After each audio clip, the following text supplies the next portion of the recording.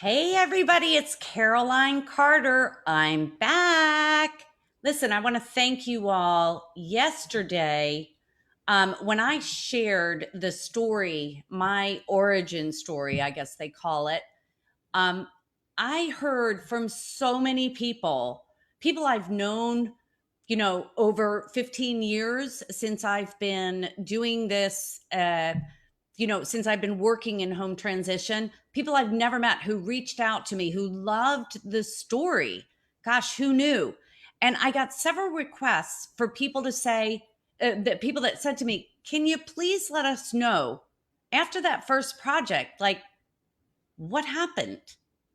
So I want to share with you a quick story of how that initial project, working with that family, that broken family from San Francisco, the family friend with two little kids, who I literally visually and cosmetically updated a house that she bought sight unseen in about 2.5 weeks, and then met a 53-foot moving truck full of household goods that I had never laid my eyes on, and set up the whole entire house so that when the family arrived, they were able to move in and do nothing but live and repair. So to continue the story, and I'm calling this episode, trial by fire, because at the end of this, the family friend said to me, and yes, I was paid, thank God, because we all knew the situation I was in. The family friend said to me, you really need to be a home stager. Well, guys, I had never even heard that term before. This is 15 years ago in DC. And while it may have been prevalent in certain areas of the country and even Canada, I mean, California was way more sophisticated in terms of how they were packaging homes to sell. And our family friend said, you would be really good at that, because it's all about how to package homes to sell. You need to be quick, you need to be decisive, non emotional, strategic, fiscally responsible. You need to be able to shop. You need to have a great designer's eye. And I thought, check, check, check, check. I'm all those things. But I was like, I should be a what? She said, okay, listen, I want you to talk to the number 2 stager in San Francisco who just staged my house and sold it in 3 days for full price. I said, okay. So the next day, or maybe it was the day after, I literally talked to this gentleman who was very successful at the time. Let's not forget, I had never even heard of this, nor had anybody, to my knowledge, no one was doing it in Washington, D.C. And he said to me, he spent 40 minutes on the phone. I just kept picking his brain, picking his brain, picking his brain. And I realized what a huge gift that was that he gave me at the time, because for me to spend 40 minutes on the phone with anybody is huge. When you're running a company, building a company, you don't have 40 minutes. But to this day, I still do it because it changed the course of my life and my career. He explained to me what it was. I then said, I can do that. And remember, I was telling you yesterday about the fact that I reached out to 2 local real estate companies and began to talk to their agents about these services that I was providing and how it would help them to prepare help the sellers to prepare their home to sell in a way that's going to entice buyers to want to buy it, right? So the first call I got was as a result of my dog and pony show that I took to these local realtors. And the first request was for a house about, 30 minutes from mine. But I was psyched. I thought, okay, great. I've got to do this because I can make money, right? But inside, I was terrified. I was like, wait, this first project I did for a family friend. And she was so, she was reeling from a loss and trying to take care of her kids. I'm not sure she was paying attention to what I was doing, was what I wasn't doing. Yes, she was thrilled, but I thought, oh my God, now I'm really putting myself out there. What if I can't do it? And I'm also a perfectionist, which really gets in my way sometimes. It works for me and it works against me. But I thought this has got to be perfect because I'm finally getting a chance to do something I think I'm really good at. And I learned so much with the first project. Anyway, so the first call from this agent was to do a consultation for a vacant farmhouse about 30 minutes away from where I lived. I didn't care. I literally was so excited to have the opportunity that I wasted no time,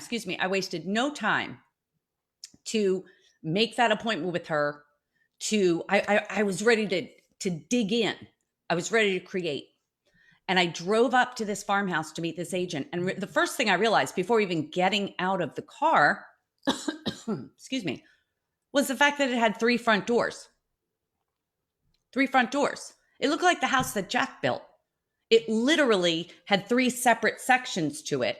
It made 0 sense. I didn't even know where to go in to meet the agent. 5 minutes later, she comes out of the door on the right, the far right. And I thought, oh God, 3 front doors, seriously? Anyway, I realized that the house was vacant. The homeowners had already moved out and moved on. They were renting someplace locally. And I thought, I walked in and I did my assessment, which is still based on that initial project of assessing, okay, what's the state of the paint? What is the state of the flooring and or carpet? What is the state of the lighting? What's the state of the furniture? Well, there was no furniture. So that was my first issue. Where was I going to get the furniture? And then the 5th thing was, what do I need to update?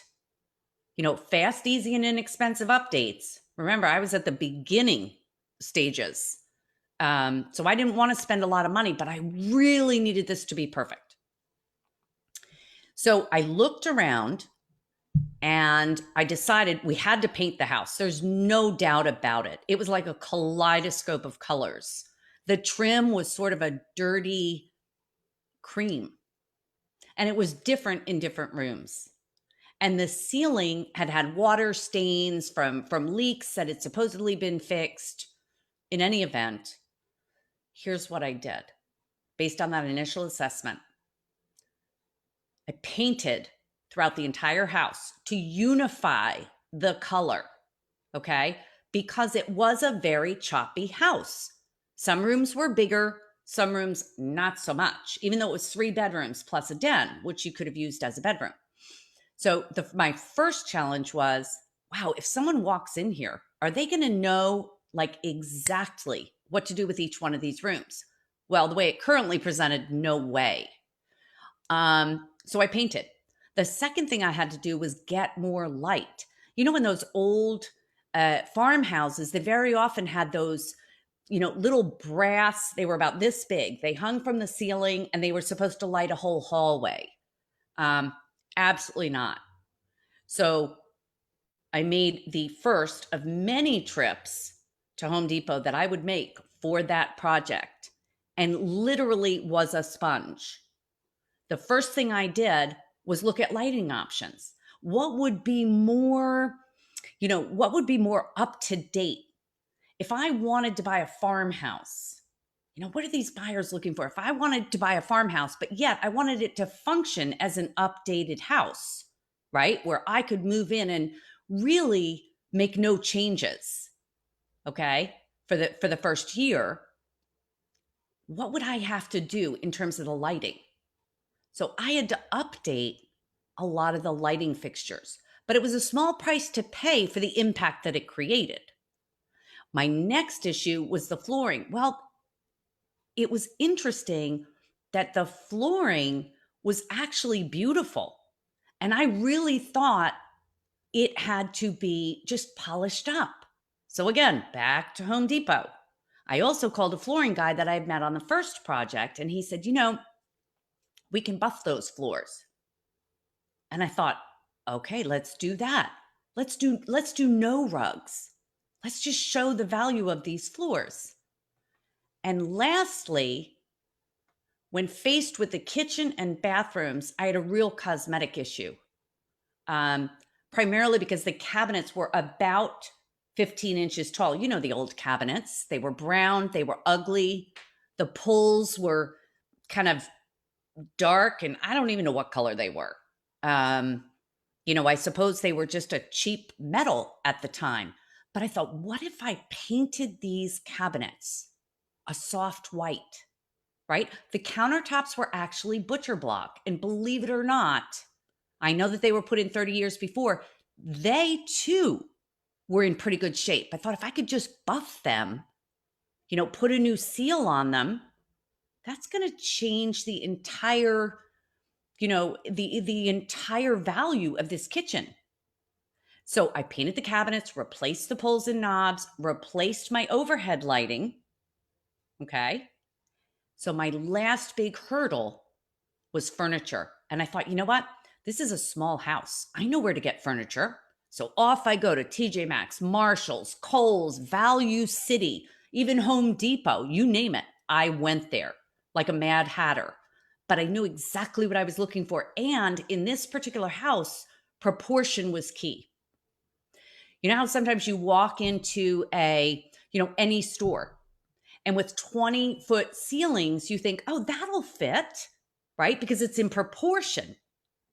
I was smart enough to realize at the time that everything I purchased, because this house was built so many years ago, the rooms were pretty small, right? So I began to pay really close attention. I didn't want to spend a lot of money. I just wanted to create the look. So everything I purchased was smaller in scale. To make a long story short, let me tell you what I did with the 3 front doors, which really bothered me. After I got a plan together and began to create the internal changes, I had to go to the external. And I had to decide what to do with these 3 front doors. It was crazy. And there were potted plants near each front door, making it look like there was 3 front doors. So what I did was I picked one. And the most impressive logical one was actually the original door in the middle of the center farmhouse before the additions were put on. So I decided to make that the front door, paint it a cherry red so it would pop. I took the hardware out of the door on the left and the door out of the right, took it off the doors, totally took it off, had the contractor would fill the holes that were left and painted the doors white, the same color as the house. And it had black shutters. So it looked great. And now the doors actually faded in as part of the house. Yes, you could tell that they were still doors, but they weren't accessible because we took the hardware off and we locked them with a little lock inside the house. So they would never be used again. And then I put urns by the front door and a new mat, a new brass knocker, a mail slot, and a kick plate. So it very clearly was the front door. So what I was learning was, as I was doing this, the plan was, okay, so I bought this furniture. Maybe I can use it to stage another house, right? I don't know how long this house is going to take to sell, but maybe I could use it to stage another house. I can do this. This is awesome. And I had visions of this inventory, this huge warehouse and fleets of white trucks taking this furniture all over the place, servicing all these vacant homes for realtors, right? It was awesome. That was my plan. what ended up happening was it was probably ill-advised, a little bit of an expensive undertaking to buy all this furniture. Okay, I had no idea what I was going to do with it once the house sold. Okay, put it in my garage, I guess. But I wasn't worried about that. The most important thing I was worried about was, how can I create perfection so that this property will sell really quickly, and this agent is going to hire me again, and she's going to tell her friends. That was the only thing I cared about. Oh, and getting paid for it, right? Well, you're never going to believe what happened. Talk about an issue. The agent came to see it with several of her colleagues from the office and loved it. Truly, guys, we really worked very hard to transform this house, and we did. And we did it on a shoestring budget. Everything we did was done with an eye to increase the perceived value of the property. I couldn't change the structure, but I could amplify the value, right? Here's the problem. The sellers came, they loved it. As a matter of fact, they decided, true story, my friends, they decided to take it off the market and move back in. I thought, oh my God, I've created a nightmare. But not only did they decide to move back in, they said, you've made sense of a house that we love but could never make sense of, right? They were able to see the possibility. They not only wanted to move back in, which they ultimately did, they ended up buying every piece of furniture that I bought, including the blow-up beds, by the way, okay? They were going to replace them with, new mattresses and box springs. They kept all the bedding, the towels, the decor, the artwork, the lamps, the few little throw rugs I bought. They paid for it all. And I offered it to them at exactly what I paid for it. I didn't want to make money on that. Okay? And I had a blast doing this. Now, the bad news, the realtor never spoke to me again. That was 15 years ago. My first project. My first real project that wasn't a family friend. But the good news is, as a result of doing that project, I was sure, as sure as I could possibly be, that I had the organizational skills, the management skills to pull all these people together, the design eye, and the shopping, the shopping ability to create this look for less, that it led to an influx of new projects. And that's really where I started. So I just wanted to add that as a continuation of our story for yesterday, when many of you asked me to please, move on with the story. Like, how did that relate to where I am today? So just wanted to share that. Thank you all so much for the support that you're giving me in trying to find my voice here and share a topic that I'm really passionate about. And that's designing homes, packaging homes to sell fast for more money. It's been fun. Okay. See you guys again soon. Cheers.